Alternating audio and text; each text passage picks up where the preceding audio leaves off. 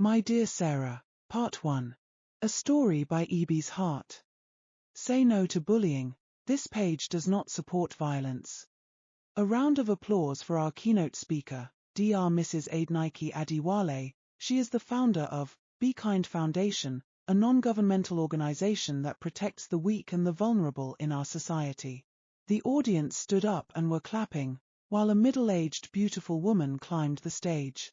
She took the microphone and began. Today, we are gathered here to preach about one thing that is trying to destroy our society, and that is bullying. There is a lot of bullying going on in our secondary schools, especially the boarding schools. Why is it so, and why have parents refused to teach their children how to be kind to others? That is why at Be Kind Foundation, we spread kindness, and we go to places like this to preach it. I will tell you a true life story that happened a long time ago, which I witnessed, because I was also a student of that school as at the time. It is about a young girl named Sarah. Sarah was living alone with her mother, who loved her very much. And they did everything together. Sarah, wake up, it's morning already, I can't believe you are still sleeping. This is your first day at school. Onam, Sarah's mother said angrily. I am not sleeping, Sarah said, giggling happily. Good morning, Mama, Sarah said while hugging her mother. Kneel down, let us pray, Onam commanded. Sarah knelt down, still giggling. What is so funny? Can you behave and allow us to pray? There is no time, her mother said and joined in the laughter. After a while, they both knelt and prayed. Remember, this is how you must pray every morning at the dormitory, Onam began lecturing Sarah, who signed and said, But Mama, you have said it 1,000 times. I will pray every day and night, I promise. Go away, Sarah's mother teased. 1 hour later, Onam and Sarah were at the motor park crying in each other's arm. Remember my teachings and warnings.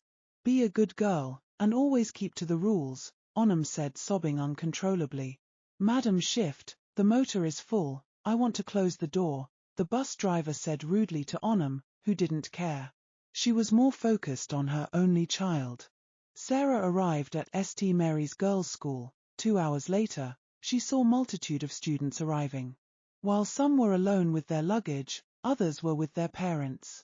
She dragged her big bag, that was filled with so many provisions and books, into the school compound, and straight to her hostel.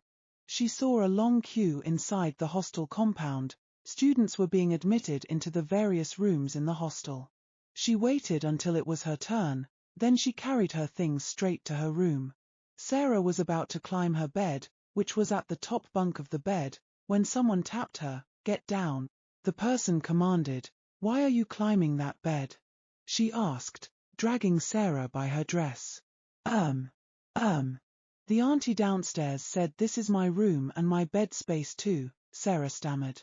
Come on, get out of here. She said, mimicking Sarah. Sarah was pushed out of the room. She stood in the corridor crying. Everyone was passing by and none asked or stopped to find out why she was in tears. She stood there until it was dark. The hostel governor, Sister Martha, who was doing bed check, saw her standing there and flogged her to go inside. She tried to explain herself and why she was standing outside, but she gave her another stroke of the cane. She ran into the room and met everyone lying down on their beds. She laid at a corner on the ground and slept off, on an empty stomach. The next day, Sarah woke up to a hot slap by the same girl. Why are you sleeping there? She taunted her with a wild laughter. Sarah, who was very hungry and tired, started crying. Get out! She shouted again. Sarah ran outside and collided with Purity. Sorry, it was a mistake, she apologized to Purity. No need to apologize, it was also my fault, the girl said and stretched out her hand. My name is Purity. Sarah quickly grabbed her hand and muttered, Sarah, I am Sarah. Is that room you ran out from your room? Purity asked, pointing at Sarah's room. Yes, that is my room, but... Sarah started crying. Don't cry yet, because the things that will make you cry are still coming. Purity's words surprised Sarah and she looked up at her angrily.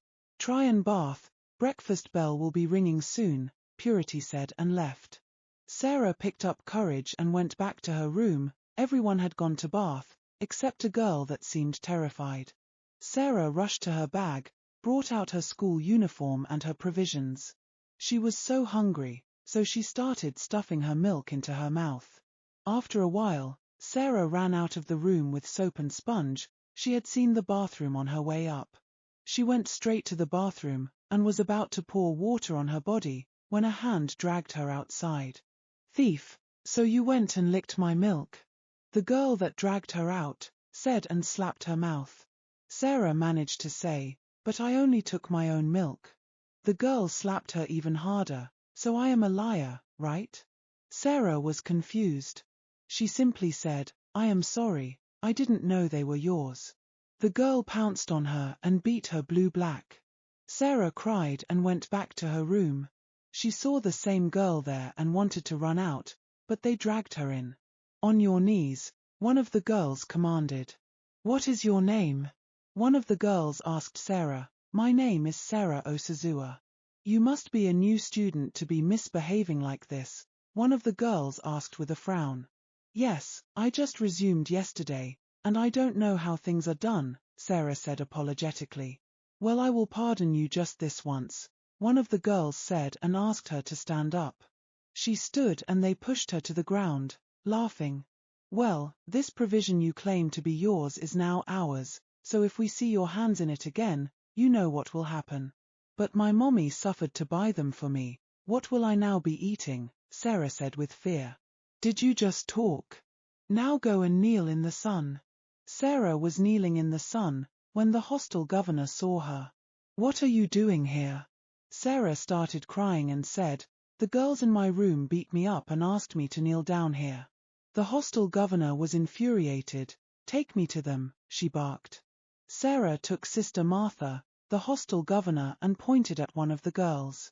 "Why are you punishing your fellow student?" Sister asked while flogging the girl. After flogging her, she was told to wash the toilet for 2 days. Sarah was happy and a bit relieved. She sat down on her bed eating snacks. "You shouldn't have reported her, now they will gang up against Purity," the girl that Sarah met before whispered in her ear. 2 days later was the first day of school for the term. Everyone seemed to be in high spirit. Sarah was happy that the girls who made her first 2 days in St. Mary's Girls' School horrible have been warned. After classes, Sarah washed her school uniform and sat on her bed reading a novel. "Get down from there," a voice commanded. Sarah looked down from her bed to see a group of 4 girls, the 2 girls in her room and another 2 new faces.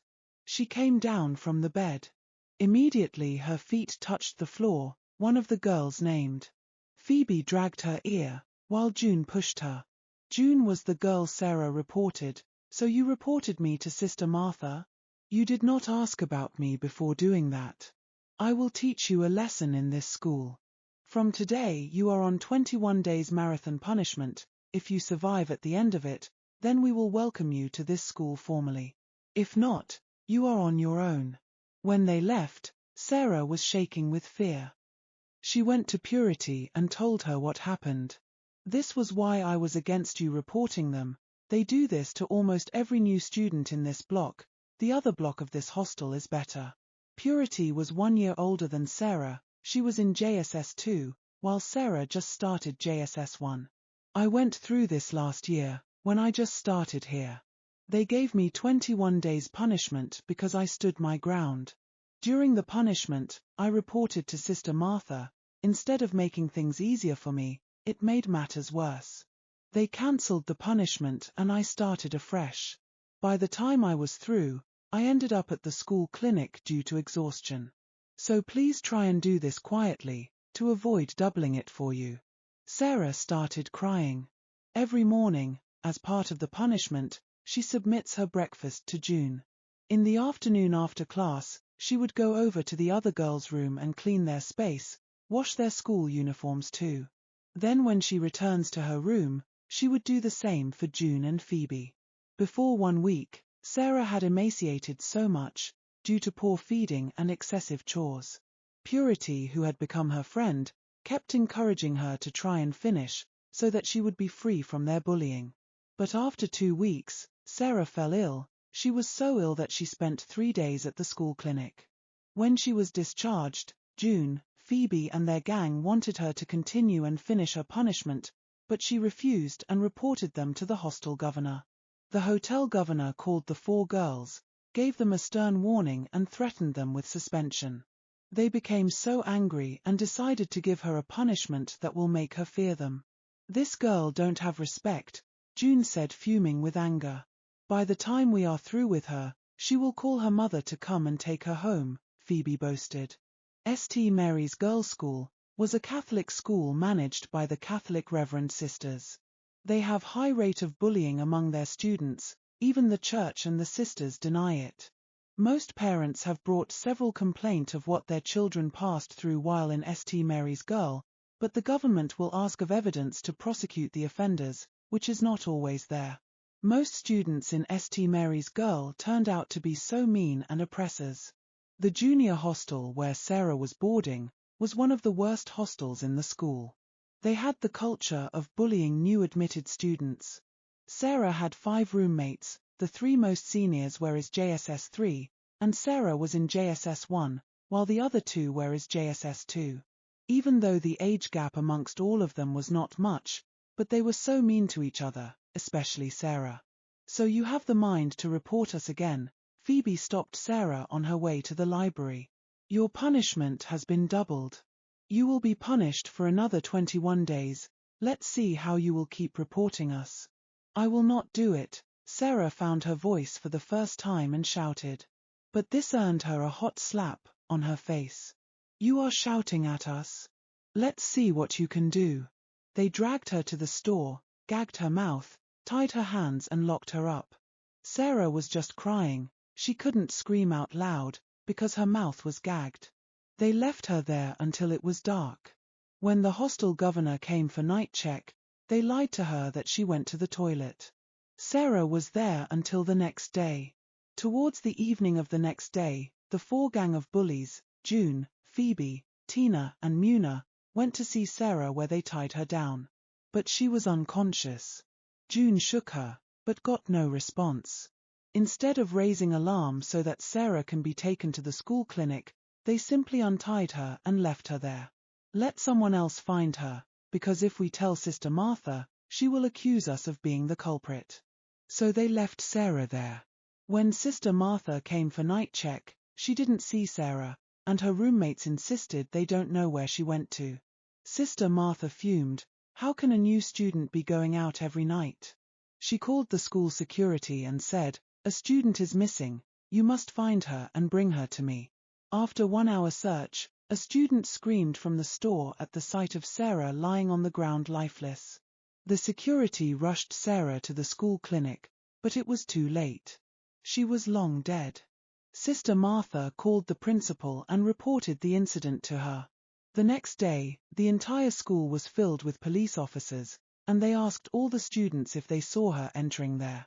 But none could give an account of what happened. Purity knew what happened, but the girls have already threatened her not to say a word, unless she wanted to join Sarah.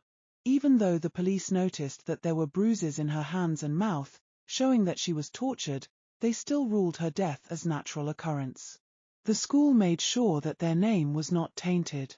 Sarah's mother was informed 3 days after her death. She ran all the way to the bus station, which was about 15 minutes' drive. When she got to the school, she fell on the ground rolling on the floor. Then she got up and insisted on seeing her child. "Where is my Sarah?"